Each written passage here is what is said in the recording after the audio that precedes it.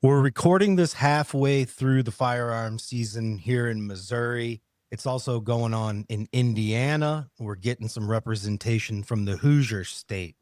Opening weekend was good to everybody on here. The rest of the crew's still out battling the rain today. So far for the Driftwood crew, opening weekend was pretty solid. The season is going well, but numbers have been down across much of the Midwest. We're going to talk deer hunting opening weekend and what's left with the season. I'm Brandon Butler. I'm Nathan Shags McLeod. I'm Joe Hawkins. I'm Michael Collins. I'm Paddled On. And welcome to the Driftwood Outdoors podcast. So this is the most people we've had doing it online like this. I believe maybe the Boundary Waters one may have had one more, but we've learned from that. So it's going to be a classroom setting. If someone has something to say, raise your hand and you'll be called upon. So hopefully we don't sit and talk all over each other. But like Brandon had mentioned beforehand, opening weekend had some low numbers, not as bad as last year, but hunters harvested 70,173 deer on Saturday and Sunday, according to the Missouri Department of Conservation. The total is just above last year's harvest total, but still far below the over 90,000 deer harvested back in 2023.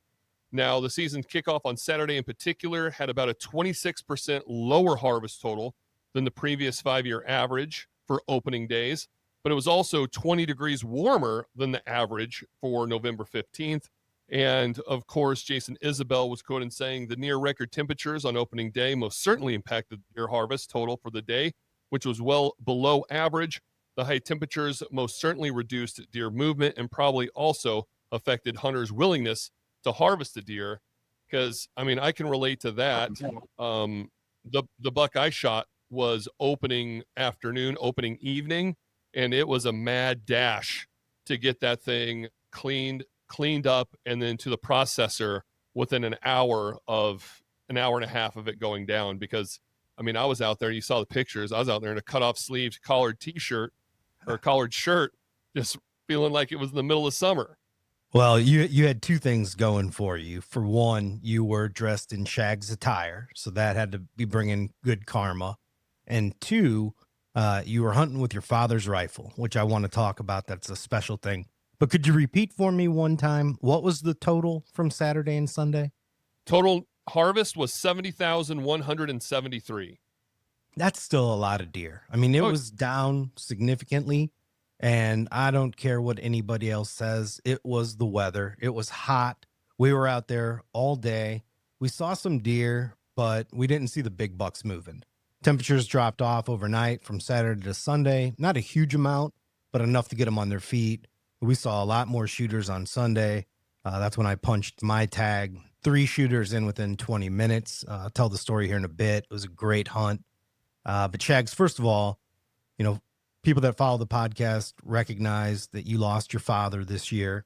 That's incredibly hard for anyone. Those special keepsakes that you get after such an event become more meaningful when you can actually put them to use. Why don't you tell everybody the story about the rifle you used opening day? Yeah, so the origin story is when my parents were dating and just recently engaged. The first gift my mom ever bought my dad, it was a Christmas gift. He didn't have a hunting rifle, and he said that he wanted a 270. And I think he pointed out like a cheaper model at, back then it might have been a Sears or something like that.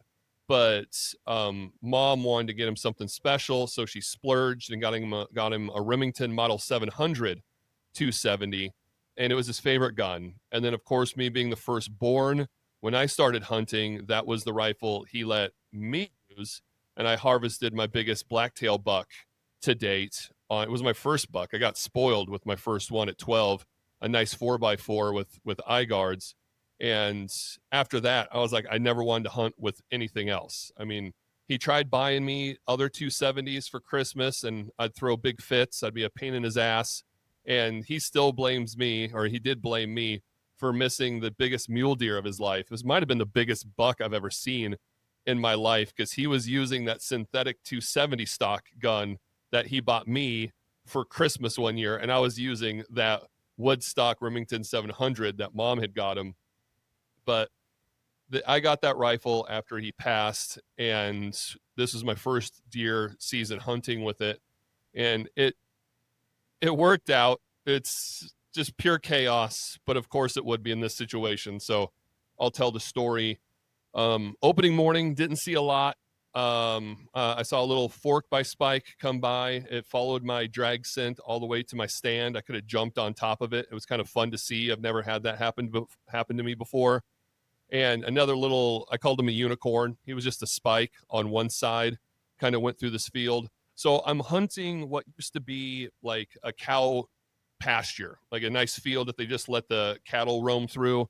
Well, they let all the native grass grow up this past year, 2 years, and they cut lanes through it. And then our good friend of the podcast, Damon Spurgeon, went in there and planted some food plots in some of those cut lanes. So I'm in a tree stand 22 feet high overlooking this field, and got to give a shout out to John Rapp with Solar Farms down in St. James. Thank you so much for letting me hunt your family's property.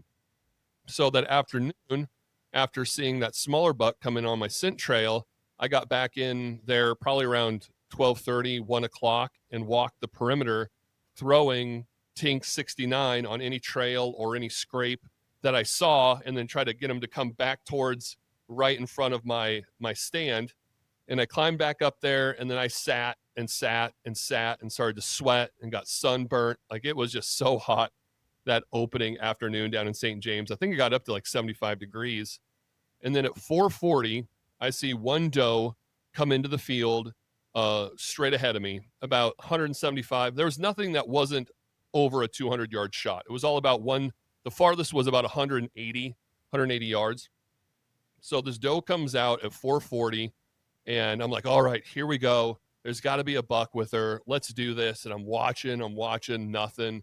And I'm getting a little dejected, a little frustrated. So I got the gun on her, and I'm going through scenarios. Well, if this was a buck, would I take it here? No. And she kept kind of just feeding towards me.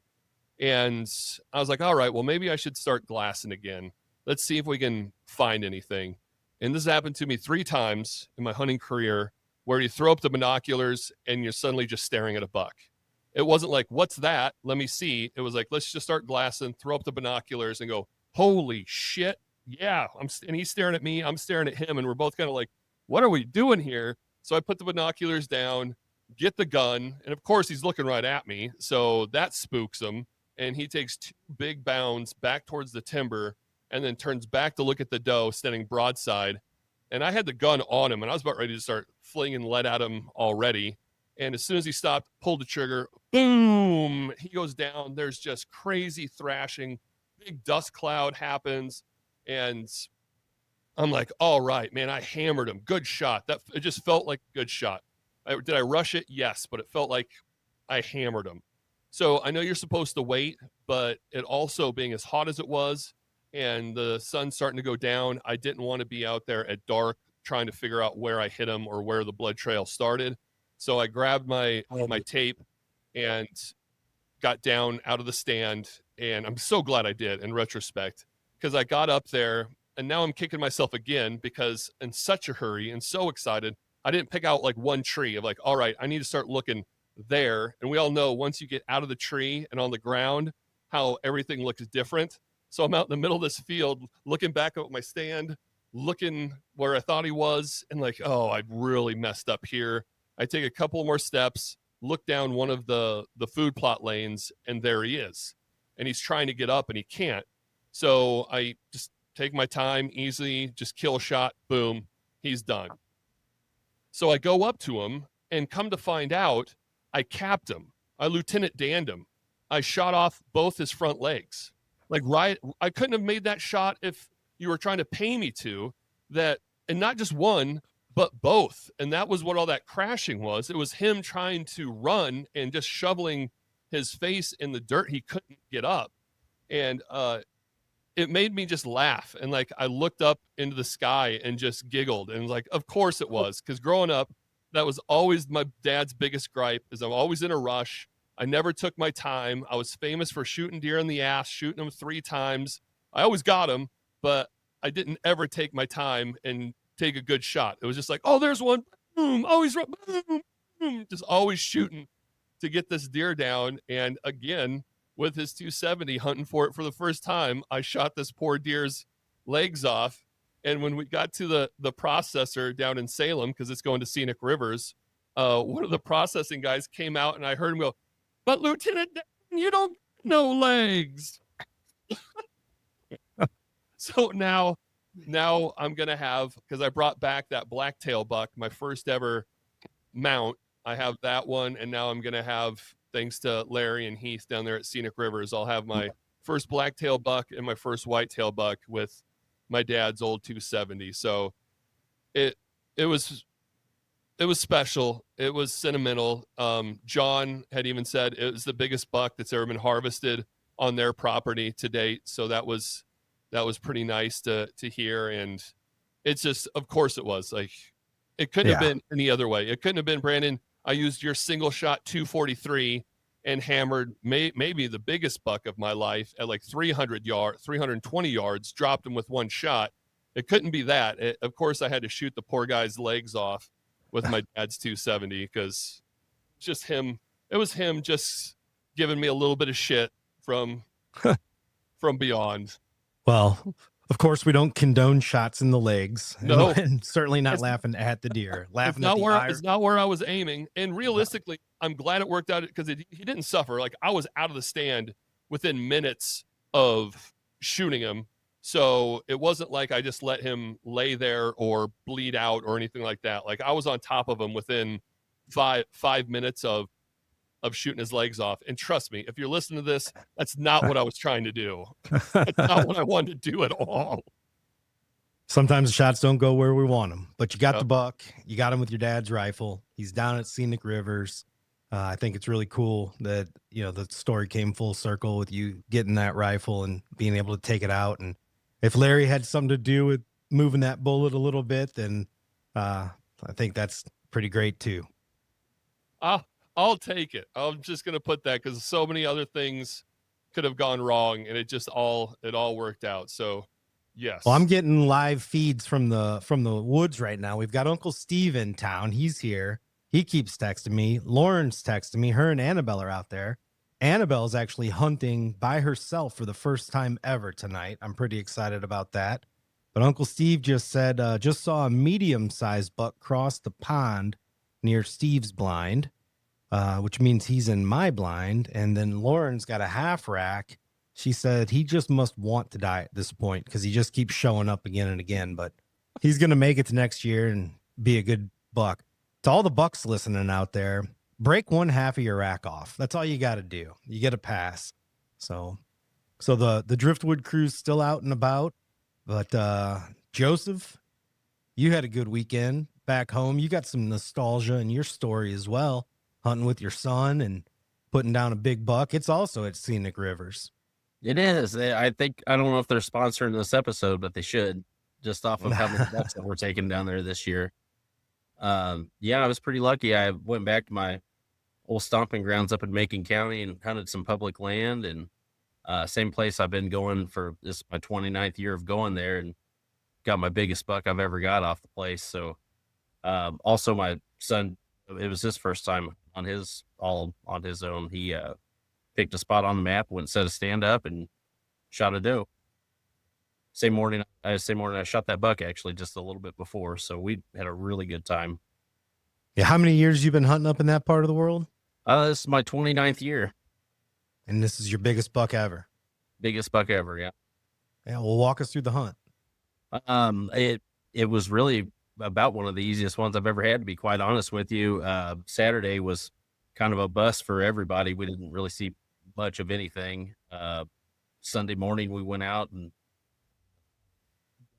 to my stand just right at the break of day. Beautiful morning. The leaves were falling. It was about, I don't know, probably 35 degrees. I was set up in kind of a little block of timber. There was like 3 fingers of kind of ridges that all came together right where I was at. I was sitting there actually drinking some coffee. It was about 8:00. My son had just texted me that he'd shot this doe.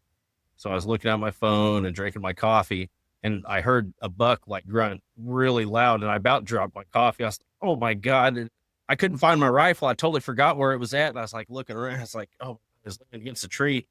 I got it, and he came in, he was pushing doe, but they were going, I mean, at like a snail's pace, like 2 and 3 steps at a time. And they were about 70 yards away from me, just kind of straight out in front of me, maybe a little bit off to my right.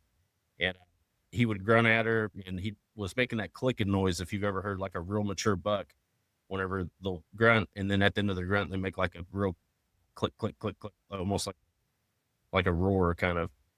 And he pushed that doe just right past me. And I was lucky enough to shoot him about 40 yards away, about 42 yards. So are you just hunting off the ground, or are you Yeah. blind? What were you doing? Just still hunting. Like I said, I've been hunting this place for, I guess, almost 30 seasons. So I'm real familiar with the lay of the land. I've got this place that's kind of big open oak timber with some parts. So I just kind of hunt around those thick parts. I'll go in, and depending on which way the wind's blowing, I'll just sit. I was sitting on the ground, like underneath an oak tree, just like my grandpa used to do in the 50s, and had one walk right in my lap, basically. Did you have your French press out there making yourself coffee like you had? I did actually back at the cabin. And, you know, it's nice, you know, that there's public land for people to go to. You know, I've seen a lot of these guys on Facebook leases and stuff and paying $3,000 and $4,000 just to go have a chance. You know, this deer cost me $18. Just the tag and about a 3/4 of a mile walk. How crowded was the public land? It was real crowded. There was a guy actually out there living in a box van, like out in the field, like where he shouldn't have been. I don't know why nobody came and got him out of there, but they didn't. Yeah, it's pretty crowded, but you know, it's just like they say, if you get a little bit further off the road, there's not much action.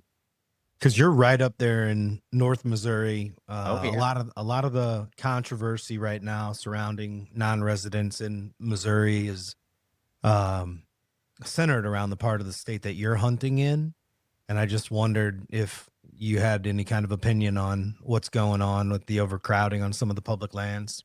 Yeah, I mean, it's definitely a problem on opening weekend for sure. During the week, you know, and I hate to give away the secret, but during the week it really dies down. But I would say if you will go to any conservation, you know, kind of wildlife management area, it's going to be probably 3/4 of out of state license plates at any given time, especially during opening weekend, if not almost 100%. Which we're real appealing to probably the best state you can come buy a over the counter tag and hunt with a rifle in the whole United States is right here. So I mean, Paddle Don might argue that. Well, you might want to keep it quiet if it is, because it's not fun to be known as the best. Well, that Hoosier state's getting better all the time. The non-resident thing, it's a tough one for me because I hear people like you talk about how crowded it is on those northern public lands, and that's no fun for anybody. And you know, you live here in Missouri and you want to have access to those lands first and foremost before out-of-staters. But you also look at the benefit of having non-residents come, not so the Department of Conservation can make money off tags, but so the little mom and pop stores in these small rural Missouri towns can have an influx of economy at this time of year. So it really is a problem that needs a solution. I don't know if it's a one size fits all solution, but hopefully, you know, we'll continue in Missouri to be able to offer opportunity and quality while prioritizing residents and being welcoming to non-residents. So it sounds a lot easier than it is. We don't have the answer, but we know that some changes probably need to be made. Yeah, and I think one thing is that I would say as a resident, I want the out-of-state people to feel welcome, even though it is crowded. You know, I mean, I go hunt other places, and I've got family that live in other states and come here to hunt, and we like that there's availability for them to be able to come. You know, that is one nice thing. I think that there's some things that they could do to maybe ease the pressure, you know, potentially. Well, we've got Uncle Steve here right now for the 4th year in a row. And Like, he was just as excited to go to Don's Chicken in Huntsville as he was to hunt last night. I mean, he was talking about the mashed potatoes and gravy and that fried chicken. I was texting Shags pictures of him from the table. Just he was head down, not talking, just filling up. And He was in his he had happy two place. desserts. He had lemon meringue pie because this place doesn't have a menu. It's incredible. He couldn't believe how affordable it was too. I mean, he picked up the bill and he was like, it was only this much money. And he's dividing it by 3. He's like, this is incredible. In Oregon, this would have been twice as much. And yeah, he had the lemon meringue pie. And, you know, he's borderline type 2 diabetic at 71 years old. And Lauren comes back with a strawberry shortcake. And he's like, I didn't see that up there. She said, well, you had to like get the cake and then get the strawberries and then put the ice cream on it. He just pushes back from the table and goes back and makes another dessert and comes back. Then he fell asleep on the couch watching the Revolutionary War documentary by Ken Burns. So he's a happy guy. They got him up this morning. It was just blowing 20 miles an hour, raining so hard. The dogs wouldn't even go out to go pee. So I said, man, we got to sleep in. I got back up around 7:30 and he was on the couch fully dressed in camouflage. I said, well, you can go up there if you want to sit in the rain. And he texted me and Shags later in the morning and said, this is like hunting Oregon. I said, if you get one today, you deserve it. I mean, he was out there in a shower, but right now is the right time to be out there. That weather's broke. The temperature's dropping. The bucks are clearly moving. I'm getting text messages from the crew. So good on him for coming back to Missouri. Having his favorite places that he wants to eat, doing the things that he wants to do. You know, it's a real cool opportunity for someone like that to be able to experience that. And it's a cool opportunity for Nathan to get to spend time with his uncle, and for me to spend time with a guy that's a friend that's become like an uncle. You know, it's an awesome opportunity. And I would hate to see that go away, but I also hate to see people feeling overrun on their own public land. So again, you know, Nebraska recently went to limiting non-resident turkey tags to 10,000. I don't think that's the number for deer, but maybe there's something like that. You know, you have to cap it, and if you want one, you better buy it that day.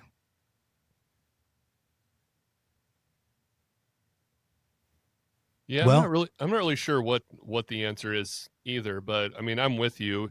Just seeing my uncle, how excited he is to just come out here every year. And I mean, it is pretty affordable compared to Brandon. I mean, you've hunted out in Oregon. They're very proud of their blacktail bucks that I know it costs you a lot more than it costs him to come out here, but it's also the cost of living and everything in Missouri. Like even during my wedding, everyone from Oregon just couldn't stop talking about the price of gas that we have out here and how inexpensive everything was. And I was like, yeah, that's part of the reason too that I'm not back in Oregon, because I don't know if I could swing it doing what I'm doing now out there. But I definitely, I'm not.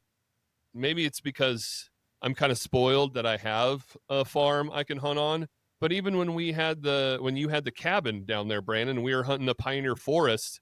I mean, yeah, there was some people that came through and some people that kind of hunted the stuff, but like Joe said, nobody was walking the 1.5 miles down the power line like I was to sit and watch the very back stretch of it, that I kind of got away from all the other people on public land. And if you're an out-of-stater, I mean, start looking at the National Forest and the Pioneer Forest and places like that, because there is a lot of land that you can go out and hunt. It's not just little 30-acre squares in northern Missouri. Yeah, that's the ticket. I mean, Missouri has long had a reputation as a great big buck state in the northern half, which is true, but there are giant bucks in the Ozarks as well. I mean, more good bucks than you would suspect. And they're all chocolate horned forest bucks. I mean, it's cool hunting down there. And there's millions of acres between the National Forest, the giant conservation areas, the Army Corps lands. If you're not looking at the Ozark Mountain region of Missouri as a place to do some deer hunting, you're overlooking an incredible opportunity. So instead of crowding on to a 5,000 acre conservation area in northern Missouri. Look at some of the 30, 40,000 acre chunks of land down south and do a backcountry camp. You don't have to go all the way to Colorado or Wyoming to get into the backcountry. You can set up a wall tent in southern Missouri, have a wood stove, do a deer camp, catch some fish, kill some squirrels, and have one heck of an experience without going as far, spending as much, and helping out some communities that need some economic stimulus all times of the year. Yeah, I'm not going to blow him up because I don't have permission to, but there is a listener of this podcast that Brandon and I have become friends with that sent us a text of an absolute giant he got down in that area this year. I mean, my God, that thing was massive, big. It looked like it was from Saskatchewan or something. It was enormous. Huge. Yeah, and it wasn't killed far from, where we hang out. No. And that was even when we had old Bob Parker on here with that CWD discussion we had with him. I mean, his hunting resort or whatever you want to call it, his guided trips are out in those type of areas too. So there's some big bucks down in southern Missouri. Yeah, for sure. Well, there's some big bucks in central Missouri too, and Michael Collins chases those on public land. We've had him on recently to talk about some of his exploits. But you traveled to the great north edge of Missouri as well to do some rifle hunting and came back with some antlers in the truck bed.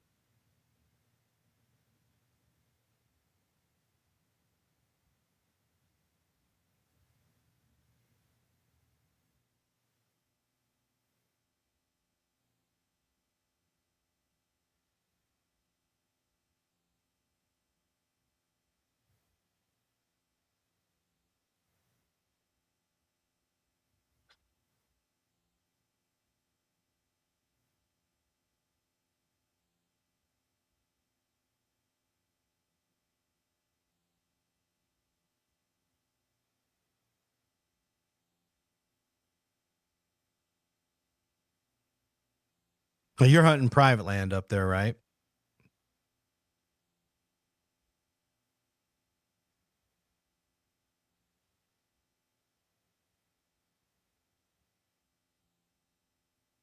Really suffering.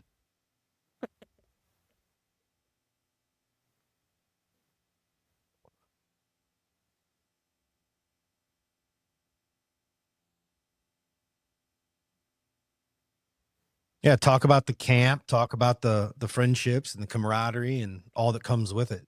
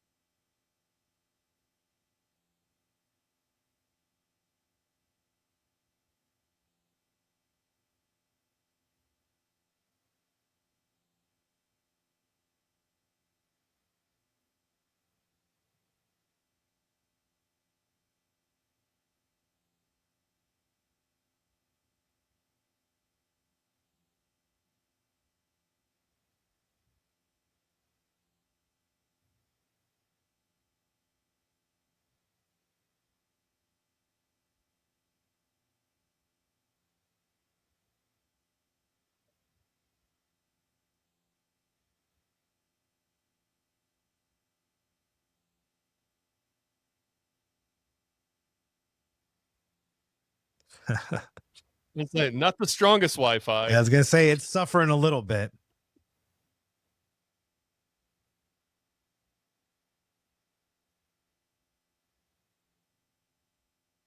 Yeah. We'll put you on the shelf for a minute until it catches up.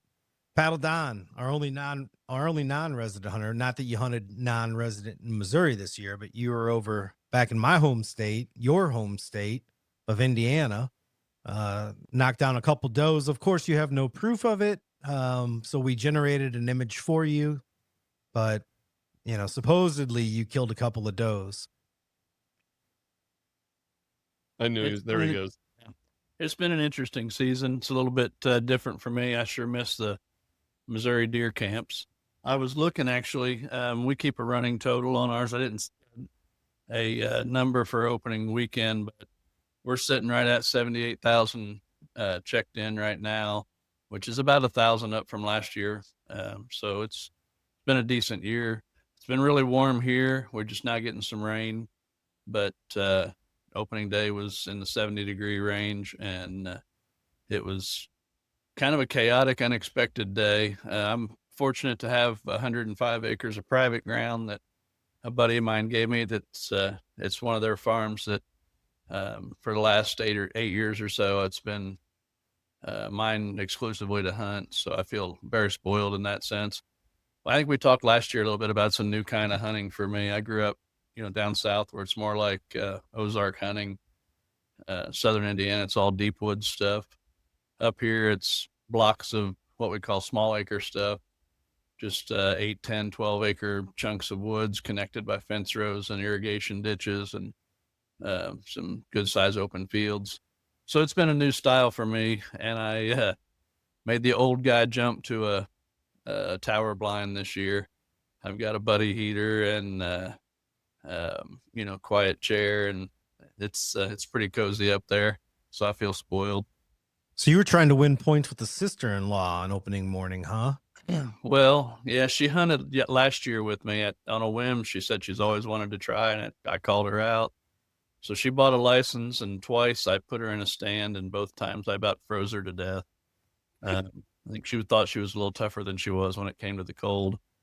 But, it's where I'm at. It's open horizon all the way to the west, so the wind doesn't have any windbreak, and that my north stand can be brutal. It's in a fence row, and I was just tired of getting wind whipped, so I split the difference between my two stands on the property and put a blind right in the south end of a field where everything seems to collect. I hadn't been able to put a stand there because it's where everything collects. So it's real difficult to be in a stand in that situation without getting blown up. So I was tired of seeing the deer in that spot from both of my other stands, and I figured a tower was the way to go, and it's been great. But we got out there pre-daylight and got all set up, set the windows. I got one of those Millennium, it's a canvas-sided blind, so we had got the zippers set on those so we didn't disturb anything. And right off the bat, we started seeing action. Had a couple does and a big 6 come in, and he sensed something and went back, and the does were like, well, we're going down there anyway, so he cautiously followed them back. I gave her a shot at that, and it, right at 87 yards, I don't know how, but she missed it. She didn't seem to have buck fever. I don't know what happened. I was watching in the binoculars, but so those cleared out. Then we had a little spike come in, a little spike came in, and wind had shifted on us, and he walked right into our wind line at 99 yards. And as soon as he saw that or smelled that scent, he just turned and ran. And then we were over about 8 acres of late standing beans, and about 11 o'clock, the farmer showed up to start picking them.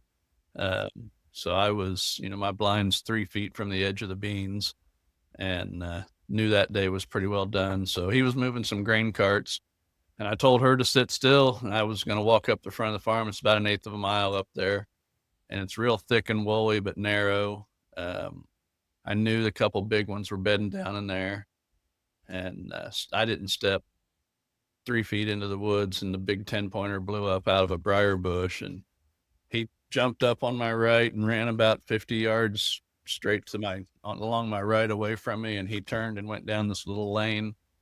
And the woods are probably 18 acres long and thin, and I had enough time to pick up my phone and call her, and she answered, and I said, something's coming by. It's going to happen fast. Put the phone down and be ready. And about the time she set the phone down, he went blasting by her. She wasn't able to get to him. But at that point, I knew that everything was pretty well blown up. We'd had tractors in and out, and standing there talking to farmers and everything else going on. So I took her home. It's about close to an hour drive. And when I dropped her off, she's a musician. She had a gig over in Ohio, so she had to get moving. I didn't have anything going on. So I drove back out there and thought, well, I'll put a couple does in the freezer. And I got up in my north stand, and just like it's clockwork out there every night, this little pocket of does comes out there. And I had one at 17 yards right below me, and I dropped her. And then 3 others were at about 75 yards, and I picked up on one at 77, and I hit her, and she ran about 20 yards into the woods, and I lost sight of her. And it was what we call the Forbidden Woods. It was across the fence line. So I field dressed the one, and then I don't know if you guys saw the video. I'll come back to that, but I field dressed the one and looked for the other, couldn't find it, went back in the morning, and she was 15 feet from where my light was shining. I just couldn't quite see her. So I got her field dressed and got 2 of them at the processor now. So, it's a good meat year. Now I can take my time and concentrate on the bucks, which Brandon kind of alluded to. The Boone County buck hit the news nationwide last year. It's an Indiana buck that was just massive. It's one of the top, I don't know where it ranked, but it's top all-time taken. And I'm hunting in the same county. I'm actually hunting about 4 miles from where that one was taken. And I've got 2 absolutely monstrous freaks of nature that have shown up twice on camera at night. Never knew they existed. I've got the bucks I'd been patterning and watching, but these 2 freaks are newsworthy, to say the least. Hopefully one of them comes out. If not, there's an 8 that's broken down into a 7. He lost a tine, and then there's a 9 and a 10 that are out there. So, I'm hopeful yet. I'll get Sarah back out there and get her. Sorry, Apple's feeling frisky and wanting to play. But yeah, I'll get Sarah back out there, and she'll get her buck, and she's just got a buck pass. I bought a bundle. But that's the way the season is. It's a pretty laid back, casual season. I'm not really chasing. I just want to get some meat in the freezer, and if one of these big bucks comes up, so be it. If not, I'll happily take one of the 6 or the 7. What'd you shoot those does with? I want to give a thanks out to Mossberg. Apple just got her squeaky toy from me, so you're probably going to hear her. I've got a Mossberg Patriot and 350 Legend that I won in our Hoosier Outdoor Writers raffle, and managed to put a Vortex scope on it, 3x9 scope, and then that thing is a tack driver. I love it. It's a walnut stock with old school checkering. When I opened the box, it was like looking at a gun from 35, 40 years ago when I saw it. I just love it. No black plastic anywhere on it. So, and then I've got her, Sarah's hunting with my AR this year and 300 blackout. It's just easier for her to maneuver that short barrel inside that blind. So I hooked her up. How much of a game changer has it been in Indiana for the legalization of high-powered rifles? Everybody's got their opinion about it. I don't agree with some of the cartridges, but is what it is. I'm on private land. I'm kind of spoiled. It's just me there. The blackout and the Legend are both sub 300, sub 200 yard guns to me, and I'm in a situation I don't get shots like that much longer than that. So to me, it's made life a whole lot easier. It's a lot easier to place a 300 or a 350 Legend than it is a 12 gauge slug, which is pretty much all we had for years and years. Muzzleloaders, yeah. I mean, that's its own thing. Hunting Revolutionary War style back in the 90s in Indiana. Yeah. I did a lot of black powder hunting, and I've got a couple nice ones in there. And if I don't tag a buck between now and the end of season, I've always got muzzleloader season to finish it out. Well, I just broke out the side hammer muzzleloader and the trad bow, and I'm trying to get back to that. That's going to be the new challenge for the rest of the year. Yeah, it's like I said, it's been a really casual season for me. I haven't gotten worked up. I said I wasn't going to put cameras out. I was just going to go back to, I know what's there, and you end up just watching cameras more than you should, and spending time doing that. And next year I'm going to make the commitment to take the cameras down. I've got run 4 on that property, but when I was out there, I went ahead and freshened them. And I mean, to be honest, once I saw that freak, I couldn't stop looking at him. And to me, I think I'd rather be surprised. I know the land enough to know that I'm going to get a good shot at several good shots every time I'm out, most likely. So I don't need them there. They're fun, but they're addictive like video games. Yeah, that buck that I got, John and even Damon said they didn't have that on camera anywhere, so they weren't even sure where that buck came from. And dude, he was so old he didn't have teeth. I forgot to mention that. 0 teeth in his mouth. It was a really old, gnarly buck.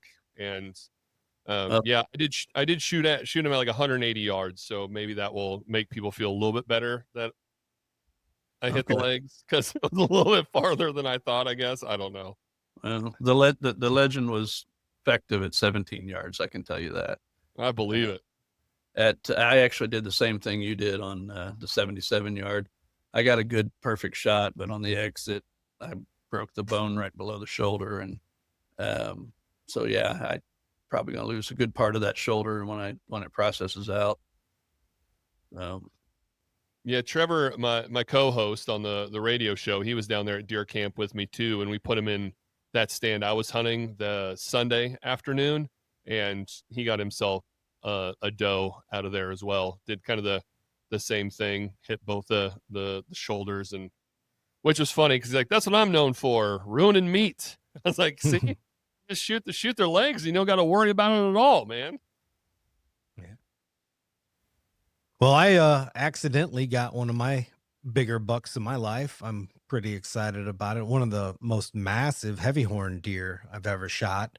Last year, I was fortunate to help Annabelle get her first buck, and now and it was big enough to get mounted. Really nice 8-pointer. So now it's I got to get one bigger than last year. So it's really cramping my hunting that she's a trophy hunter in my blind now. It was one thing when she just wanted to get a buck, but it's still the best time I can spend being with my kid out in a blind. So I was super thankful for that. And she's got the bug, man. She's out there right now.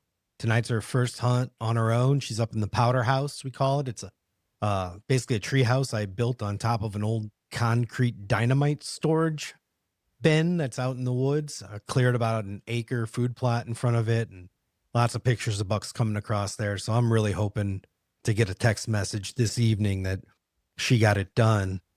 Opening day, same story. We sat from before sunrise till 11. It was super hot. Her and Lauren decided they had to go back to the house for a while. Left me out to go pick out a water hole. For a minute, I was thinking I was really onto something, because I moved about 400 yards to a different blind, climbed up in there, and I wasn't in there 15 minutes, and the cattails around this pond I'm sitting over start rustling, and it's clearly a deer coming, and it's coming from the thickest side. So I'm thinking this is a big buck that's sneaking in to get some water. He's been out chasing, and it was a spike, but it was like right idea, wrong deer. So that was rewarding. Sat there till about 2, went and met them at 2:30, and Anna and I got back in the blind, hunted till dark. We saw one shooter. He came across the power line so fast, there was no chance of getting a shot. We get back in the blind on Sunday, and I told Anna, she was getting a little restless looking at her phone. So I said, you're 19 years old. This might be the last time, but I'm about to take your phone away from you. You got to keep looking. And she started looking more. And all of a sudden I get the, dad, a little bit too loud. And I look up, and there's a nice buck 60 yards away staring right at our blind. He's out in the opening, came out of the woods, got her gun on a bog pod, the death grip. So it's locked in real nice and steady. I said, just slide down, just slide out of your chair and come up behind your gun. And she did all that, but she's always had a little trouble with her eyes. So I think she has a hard time getting them in the scope and getting it lined up, and needs a little bit of extra time. And she just couldn't get on that buck before he wheeled and got out of there. So she was pretty dejected. She thought she blew her one chance. And my side of the blind, which is much more open, had a curtain on the window. So I took the curtain off my window and moved it over to her side and reinstalled it. And in the 3 minutes or so that it took to do that, as I was sitting back down in my chair, because her shooting opportunities to her side are about 100 yards, and my side it's about 250 yards. So I'm taking that side, and we kind of had it figured to. There was one place that I would shoot that was beyond her, and just so happened to look up, and there was 2 does coming down the trail right into that spot. And I thought, that's cool. And I look up behind them, and I go, holy shit, Anna, plug your ears. There's about 3 seconds before that buck was going to cut into the timber coming across that power line. And, I went back and bought the old Remington core locks. If you listen to the podcast, I had trouble a couple years ago with a bullet that just passed right through the deer, didn't expand at all. Went back to the old fashioned core lock, 170 yards. That deer was dead before it hit the ground. It just piled up. So Hannah got all excited and she's like, let's go see it, Dad. Let's go see it. I said, no way. It's hot. And I had told her this power line gets hot at 9 o'clock. I guess that's how long it takes the bucks to just work back up from the fields. And that's when they're starting to cross in and out of the timber. So that first one we saw was at 9:09. I killed mine at like 9:15. And then at 9:22, a bigger buck than the one I shot started coming down the power line. I had to grab her gun, get it over to my side of the blind. She's just not finding it. Finally, it turns broadside, and she's like, "Oh." And I'm like, "Are you good? Are you solid on it?" And she was, but again, it was about 170 yards. It was probably only standing 20 yards from where my buck was at, and she took the shot, and it was a clean miss. We looked for blood for a good 20, 30 minutes. So I'm kind of happy about it because now she's like really motivated. Last year she got her buck right away. She was excited to go back out. If she'd have smoked that deer in like her second weekend, and it was just a really nice deer, the landowner filmed it. I'm 99% sure it's the same deer. The landowner filmed it later that evening. And, now she's out there by herself. She's motivated to go. So a little bit of hardship after all the good times she's had has got her kind of lit up and she's out there. So my buck is in the freezer. It's on its way down to Scenic Rivers. We're having a fish fry tonight. Shags is coming out. We got some Minnesota walleye. Uncle Steve brought some razor clams, and world-renowned chef Johnny Graham is coming up, and he's coming up because he's got a buck that has to go down to Scenic Rivers as well. So we got to pick Uncle Steve's up, take mine, take Johnny's. Joseph's is already there. Shags is already there. We're waiting to see if Steve, Lauren, and Anna can add to our total, but we're going to, the guys down there, Larry's going to have to get us our own rack up in the ceiling for just the driftwood bucks that are down at Scenic Rivers now. Our own cooler. Mm-hmm. How do you still have Minnesota walleye left? What is wrong with you? Well, he went to Ballard's Resort and brought back bags and forgot bags. about that. Mm-hmm.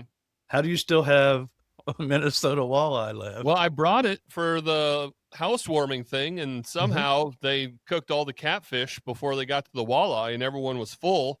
So we just decided to put it back in the freezer and save it for another day. I'm a man of my word, Paddle Down. I told Shags I wouldn't eat it without him. There you go. Ours was gone in about 2 weeks. Yeah, ours will be gone tonight. There you go. So I am curious, Joe, have you had a chance to go down to Big Rock Candy Mountain and take Roger out hunting yet? No, he ended up, something came up and he couldn't make it. He kind of pulled out on me a little bit last minute. Some had a family thing come up. So I had ended up just staying up in Macon County all week. I didn't go down there. No, gotcha. Yeah. Well, we tried to get my cousin Derek, who's been on the podcast a few times, check in as well. He's on a flight back from Minneapolis to Chicago going home from work, but he killed a doe. Him and my uncle hunted They were hunting where the crops were still up, though, and I think that kind of upset their typical game a little bit. The corn was still standing, and they weren't able to see as many deer. But Derek was on the board for the crew as well. So Well- I've got a reputation of telling stories with elk bugles and stuff. I don't know how well this will show up, but there's the freak. Oh wow. Oh yeah. Yeah, that's a good deer. Yeah, that's something Yeah, else. that's one of two, but I had to put some kind of evidence out there. You know, Now, that's not the deer you let Sarah shoot at, is it? what's that? That's not the deer Sarah shot at, is it? No, she shot at a beautiful so during bow season I was out with the crossbow and had a kind of a blow up moment. I had a gorgeous mature 10-pointer with all kinds of mass. Came in and was working away from me at 30 yards, and I just gave out a meh, and he turned and wheeled around right around and faced me, and then was kind of doing an investigative arc around me, trying to see where it came from. And at 37 yards, he was quartering away, and I took the shot with the crossbow, and it sounded like a dry fire. You could hear the thing blow apart. It didn't break, but what I think happened was the bolt, just not being accustomed to moving around in that blind, I think the bolt slid forward off the knock a little, but enough to still let the trigger engage. So instead of getting a consistent push, I got the string slapped the back of the bolt, and I kind of got lucky. And in the video that I posted, I thought he had ducked it, but if you look in the video, you can see the bolt come out, and he's at 37, and that bolt comes out and just dies and hits the ground at 25 yards. When I looked at the crossbow afterwards, the winding right there at the knock had come unwound. So I think something happened with that. I didn't have enough grease on the rail or something, and it just burned through that winding. And whatever it was a gorgeous 10-pointer. I watched him run 300 yards away from me. But that deer's still out there, and I'm 99% sure that's the one I flushed through to her. I'm really hoping she gets that. That 6 was a big, mature 6. He had a lot of mass on the bases, real dark color, just only a 6-pointer, but he was something that for a first buck, somebody could be really, really proud of. So I'm hoping that, she'd take whatever one presents itself with the opportunity. She starts off with that one. There's nothing but disappointment and failure going forward. So if she gets it, more power to her. Uncle Steve's experiencing the struggle right now. He's up in the power tower, which is the blind that's in the middle of the power line. And then the other stand that he could hunt is about 500 yards down the power line. And he saw what he called a medium-sized buck. So a paddle down buck. Medium buck down. Crossing the pond dam. And now he just had another doe just cross the pond dam down there. So I said, the minute you move down there, a big one will cross where you're at. And he said, that's what I figure. I will sit tight. I'd make that mistake. I'd move down there and then be pissed that the big buck came out right behind. Yeah. Oh, that's funny. So the deer moving though. He's giving me live reports. Well, that's good to hear, man. Hopefully he'll get a nice one while he's out here. Yeah. All right, guys. Well, I know we got a fish fry to get to and stuff, so this is not gonna be a super long pod, but we can't not have the mystery bait bucket question. You guys have all been on here long enough. If you're new to the podcast, welcome. We like to wrap up all these with what we call the mystery bait bucket question, which is a question submitted by listeners of the podcast. Sometimes it has to do with the outdoors, but not very often. So if you got a random silly question you want to ask us, our guests, you can email us info@drifttooutdoors.com. You can also slide into our DMs on Facebook and Instagram, Driftwood Outdoors, or leave a comment on this YouTube Driftwood Outdoors TV on YouTube. This comes from Scott Gray. If animals could talk, which species would be the biggest jerks? Ooh. Park geese. Park geese. Or even swans. Those two swans at Cosmo Bethel just look like dicks, and they're always squawking, like chasing you around if you get too close, trying to catch a trout during the winter stocking program. That'd be mine. Probably geese in the park or those stupid swans. I'm gonna go with owls. They always look just like annoyed and pissed off. The owl is like the older professor that's in the coffee shop that just wants to complain about everything in his cardigan sweater. The mean old owl, the grumpy old get off my lawn owl. How about you? Go. I'll go ahead. Oh man, I'm gonna go with every other house cat, because some house cats are nice, but some of them are really mean. I Yeah. had one of those mean ones. Yeah. Yeah. I gotta go with squirrels. Every squirrel in the woods. Hey, what are you doing? What are you doing? Are you up there? What are you doing up there? Let me make some noise. Let me throw some nuts down. Let me stomp around on these leaves. Sound like a moose. If no one mentioned that, I was going to bring that up too. For all the times you think a deer's coming in and it's just that stupid big red squirrel running around.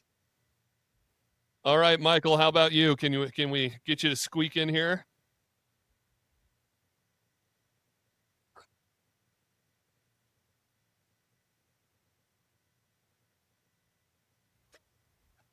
Yep.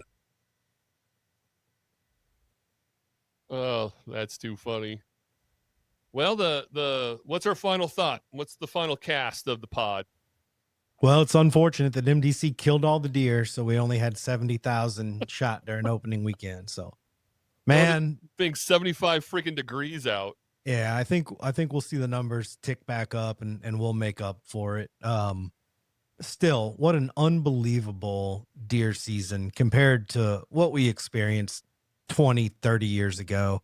If you follow any of the pages that are, positive, that are showing the bucks of Missouri, the bucks of Indiana, I'm doing the rut report for Game and Fish magazine. So go on gameandfish.com, check that out, doing some videos for them. So I'm really paying attention to the deer getting killed all across the Midwest. And it's truly unbelievable how far we've come with the maturity of bucks that are hitting the dirt these days. Day after day, there are just giants being killed in Missouri, Illinois, Indiana, Ohio. Like we're right in the heart of it. Kansas, Iowa, of course. Like if you're a whitetail deer hunter, we live in the right part of the country, and it's a special time of the year. So anything can change in a moment's notice. If you didn't fill your tag opening day because it was beach weather, get back out there this weekend, get out after work or before work, whatever you got to do, call in sick. There's some big bucks out there to be had, and take some does, like paddle down. If you need meat for the freezer, just shoot some does. Yeah, and mine would be just how blessed I feel this year. I mean, this is the first buck that I've harvested. That I've harvested since the cabin days, Brandon, from the original Driftwood Acres deer camps down there. So to be able to do that the first year, I have my late father's hunting rifle, and even though it was chaotic and didn't go exactly how planned, it just was perfect for me in that situation. And this one's going to be one that I remember for the rest of my life. So again, just thank you so much, John Rapp and Solar Farms down there. Thank you, Damon. Great job with the food plot. And yeah, I look forward to going back down there next year again. Joe? Final thought? Get out there. They're still moving. Almost hit one with my car this morning. Got to keep coffee chasing. I see the little 8-point buck chasing though right in front of scooters. So if you got tags, get out there. All right, Michael.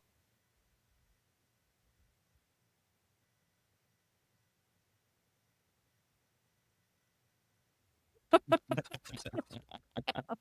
like Boudin in the woods this weekend. All right, Paddle Don, wrap it up for us.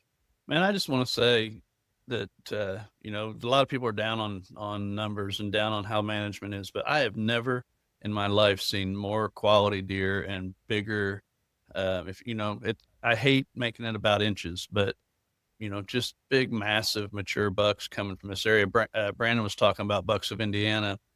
I follow the Bucks of Missouri pages, and but in Bucks of Indiana, there's a belt across north central Indiana, about an hour north of Indianapolis, that is just producing this monsters. There's a young man, I think he was 13 or 14, I saw in there in this county that I live, Grant County, that killed. I mean, this thing was bigger, wider than the screen will let me show. The monstrous deer. This was this kid's first deer.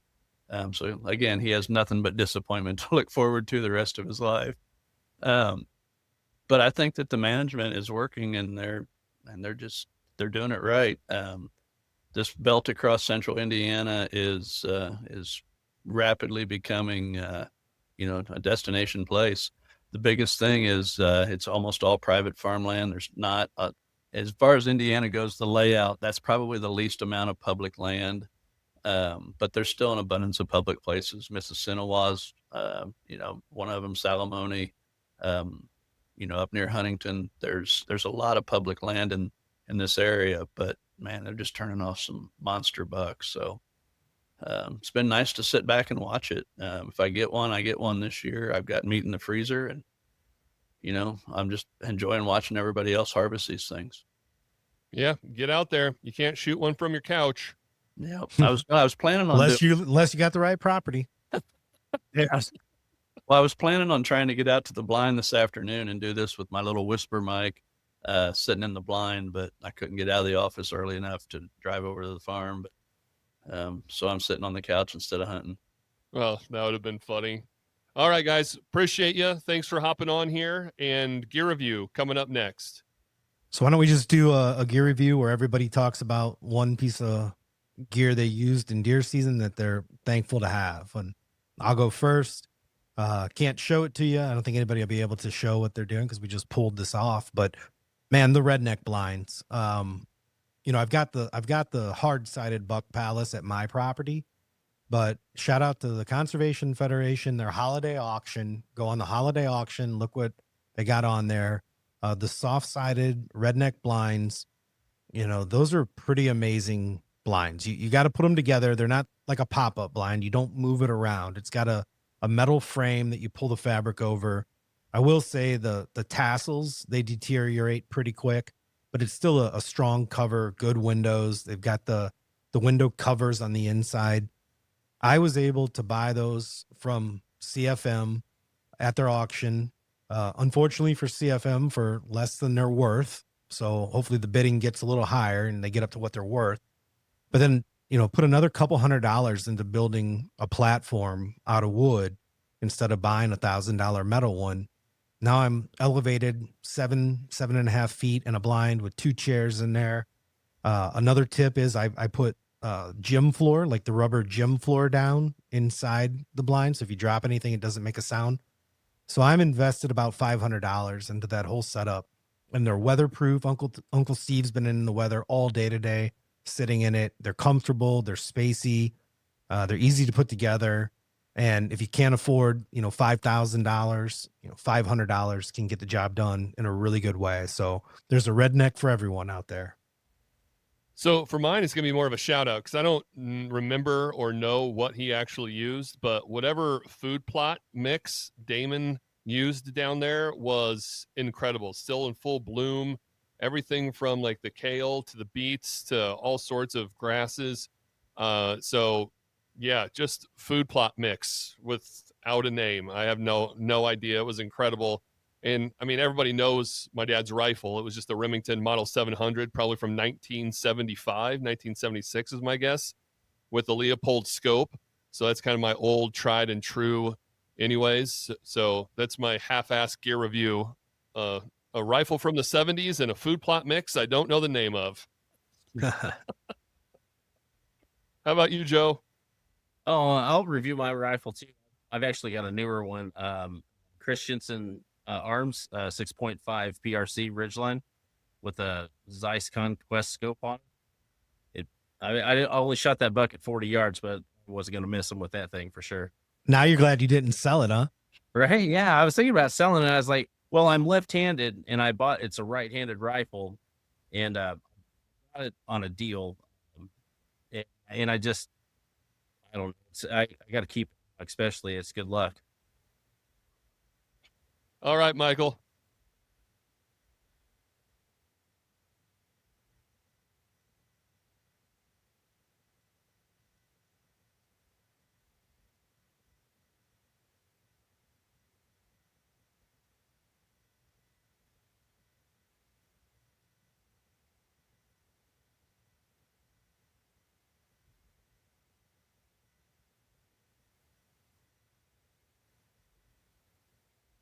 All right. All right, Pedal Don, wrap it up for us. And I guess I'll stick with the theme. I'm fortunate to be in your situation and appreciate my dad's equipment and my stepdad's as well. Normally, I do hunt with his 300 or 300 blackout and an AR platform. That would be my stepdad's rifle. My dad left me a Browning Auto 5 that I'm just absolutely in love with. That's one of my earliest memories is being big enough to shoot that. But Mossberg did it right with this other rifle. I took it out in the afternoon from the stand, and like I said, the neatest thing about it is when you look at it, it's like looking at a rifle from years gone by, from the traditional checkering walnut stock.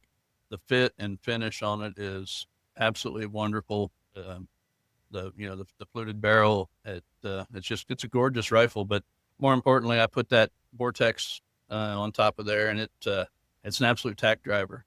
Both of those deer, I mean, the one that was in tight, I was worried about it being too tight, but I got it. But the one at 77 yards, I hit within a dime size of where I was aiming for. That's why you're carrying them. And Mossberg really did a nice job with this rifle. 350 Legend We'll see you down the trail. really did a nice